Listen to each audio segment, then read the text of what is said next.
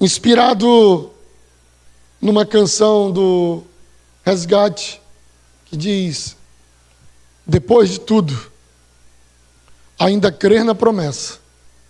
Eu queria hoje meditar com os irmãos nesses versículos sobre como combater o bom combate e, depois de tudo, ainda crer na promessa.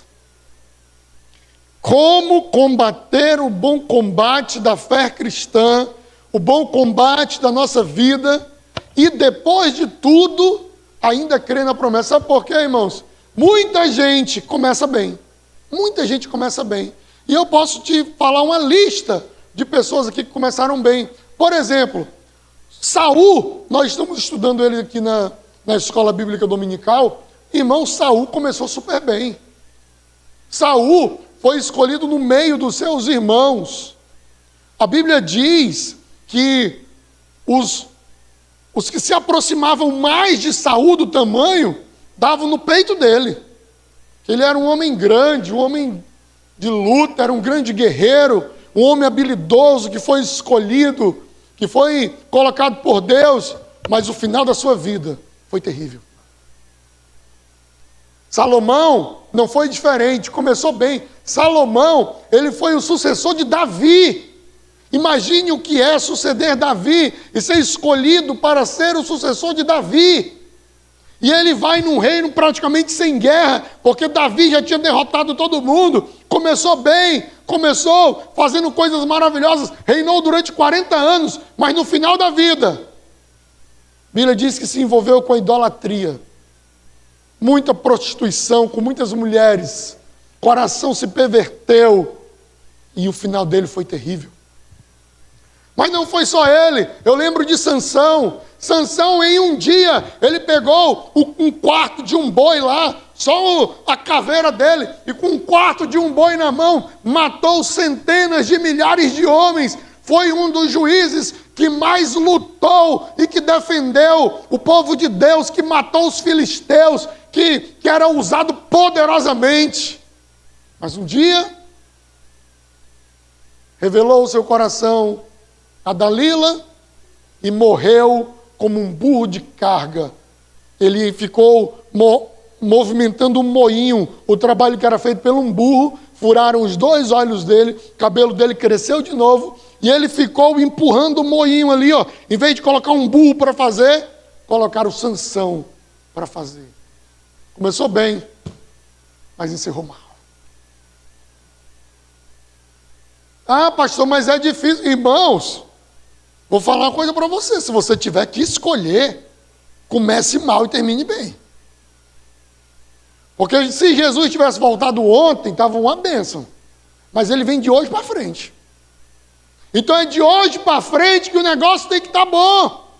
É de hoje para frente que as coisas têm que estarem bem. Gideão também começou, foi levantado por Deus, fez coisas maravilhosas, mas no final da sua vida cedeu à idolatria, cedeu a ídolos e morreu de uma maneira terrível. Judas, irmãos, entre tantas pessoas, Judas foi escolhido para ser um dos 12. Irmãos, não sei se você já foi para uma igreja do G12. É muito legal ser escolhido um dos 12, irmãos. O cara está lá, e aí, no dia da escolha, o pastor vai escolhendo lá, o pastor escolhe os 12 e a pastora escolhe as 12. E aí o cara é escolhido um dos 12, irmãos.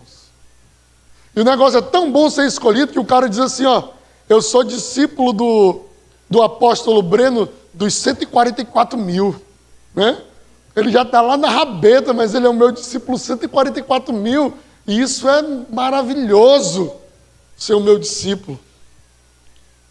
Irmãos, e Judas foi escolhido para ser um dos 12 e acabou tirando a própria vida. Como nós começamos, nem se compara a beleza e a grandeza que precisa ser como nós terminamos. Como nós terminamos é que é mais importante, irmãos. Como nós vamos chegar no final da caminhada, como nós vamos chegar depois de tudo acontecer. Por isso que eu memorei a música do Resgate, que ele diz: e depois de tudo, ainda crê na promessa. Este ano, no mês de abril, 21 de abril, fazem 21 anos que eu fui consagrado a pastor. Na verdade, em abril foi um concílio e a consagração foi em maio. 21 anos. Eu já vi tanta gente entrar, irmãos, e o final ser terrível também. E da caminhada cristã, contando do batismo para cá, de 1993 para cá, já se vão 30 e poucos anos. Eu já vi tantas pessoas começarem bem, irmãos. O cara começa pegando no pé do anjo, começa pedalando no fogo, e aí vai passando o tempo, vai esmurecendo, vai esfriando, vai acabando. Por isso, baseado no que Paulo disse a Timóteo, tenho que olhar meu horário, irmãos, pelo amor de Deus. Como combater o bom combate. Como viver esse bom combate. E mesmo assim, guardar a promessa. O texto diz aqui, o texto que lemos, olha, Timóteo, segundo as profecias que antecipadamente já foram faladas para você, ele diz: eu quero que você venha combater o bom combate. O que é esse bom combate? O Paulo usa essa expressão para Timóteo em outros momentos também. Fala: combati o bom combate, encerrei a carreira e guardei a fé. O apóstolo Paulo chamava que a vida cristã era um combate. Era um combate. Só que interessante é que ele chama que é um bom combate. Eu não sei muito bem qual foi a parte boa que o apóstolo Paulo viu, irmãos. Porque ele sofreu naufrágios, ele sofreu prisões, ele foi torturado muitas vezes, ele foi decapitado ao final da sua vida. Quando preso, ele diz para Timóteo que ninguém foi... Ele esperava assim que ia ter uma comoção da igreja. A igreja vai lá para a porta da delegacia: salto, Paulo, salto. Ele falou: ninguém veio em minha defesa. Ninguém. Não veio ninguém aqui, ninguém se importou comigo. Eu fiquei aqui, mas ele diz: mas eu fui liberto da boca do leão, o Senhor esteve comigo em todo o tempo. Mas o Paulo fala de um combate que é bom. E, irmãos, nossa vida, somos chamados para viver um grande combate. Um grande combate. Uns vivem de uma maneira, outros vivem de outra maneira. Uns tomam decisões de uma forma, outros tomam de outra forma. Mas a verdade é que nós enfrentamos grandes lutas na nossa vida, irmãos. Sejam elas religiosas ou não, sejam elas familiares ou no trabalho, ou de saúde. Existe um combate que nos é proposto. Existe uma luta, uma vida diária que para alguns ela chega a ser sofrida, muito sofrida. Mas o que Paulo diz a Timóteo é que eu tenho algo para te dizer para que você consiga combater o bom combate. Tem pessoas que quando vêm as lutas, irmãos, vêm as dificuldades. Eu lembro, Diante do Trono tem uma canção que dizia: as lutas vêm tentando me afastar de ti, frieza e escuridão procuram me cegar, mas eu não vou desistir, ajuda-me, Senhor. Então, eu vejo muitas pessoas que, quando vêm as lutas, quando vêm as dificuldades, eles se afastam de Deus. Quando vêm as crises, as tormentas, eles abandonam o Senhor. Quando vêm as lutas, quando as coisas acontecem, eles deixam de servir aquele que os chamou, aquele que salvou a sua vida. Paulo, quando fala aos Colossenses, ele diz assim: tudo o que você fizer, faça de todo o coração, não para homens, mas como para o Senhor. Ei, eu faço alguma coisa, mas eu faço para o Senhor, irmãos. Eu faço para o Senhor. Você pode dizer assim: não vou mais servir a Deus, não. porque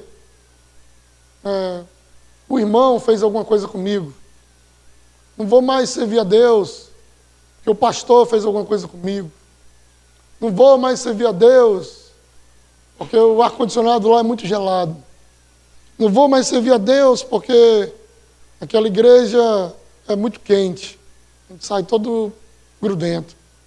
Não, eu não vou por isso, eu não vou por aquilo, eu não vou... E nós começamos a colocar coisas, eu não vou porque a doença veio, eu não vou porque a dificuldade bateu na minha porta, não, eu não vou porque essa luta veio, ou esse problema veio e me pegou desse jeito. Não, e muitas vezes, não, porque eu esperava isso, ou eu esperava aquilo. Não, mas eu esperava que acontecesse isso. Não, mas eu esperava que isso fosse tratado assim, dessa forma. Irmãos, nós temos um bom combate para viver, um bom combate para travar. Nós temos dificuldades, lutas, coisas terríveis que podem acontecer para as nossas vidas. Mas quem foi que te chamou para servir a Deus? Se foi eu que te chamei para servir a Deus, no dia que eu te decepcionar, você vai abandonar o barco. Se foi eu quem te chamei para ser crente, no dia que eu falhar com você, no dia que eu não estiver mais aqui, você também não vai mais querer estar. Se foi o irmão que te chamou, mas se foi o Senhor quem te chamou, se foi o Senhor quem falou contigo, se foi o Senhor quem disse para você, se foi o Senhor quem te tirou das trevas, se foi o Senhor que falou, você é meu filho amado em quem eu tenho prazer, se foi o Senhor quem disse para você, olha, então apacenta o meu rebanho, se foi o Senhor, eu quero te dizer, olha, o homem decepciona, a igreja decepciona, os líderes decepcionam, os pastores decepcionam, mas o Senhor, esse não fica devendo nada para ninguém.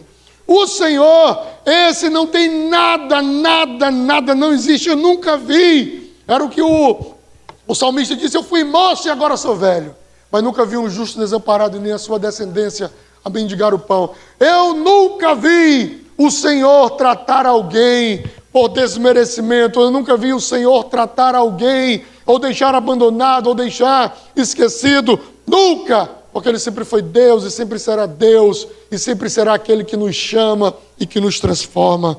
Existe um bom combate, e nesse bom combate, nós precisamos aprender a lutar esse bom combate.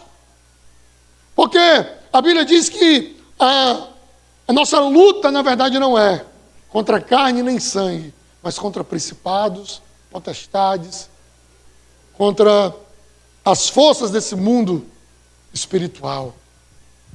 Portanto, meus irmãos, se você for lutar com a sua força carnal, se você for lutar do seu jeito, esperando pelas pessoas, você vai se frustrar. Mas se você colocar a sua vida em Deus, aquele que é maravilhoso, que é grande, que é santo, como nós cantamos aqui, a Ele não tem como.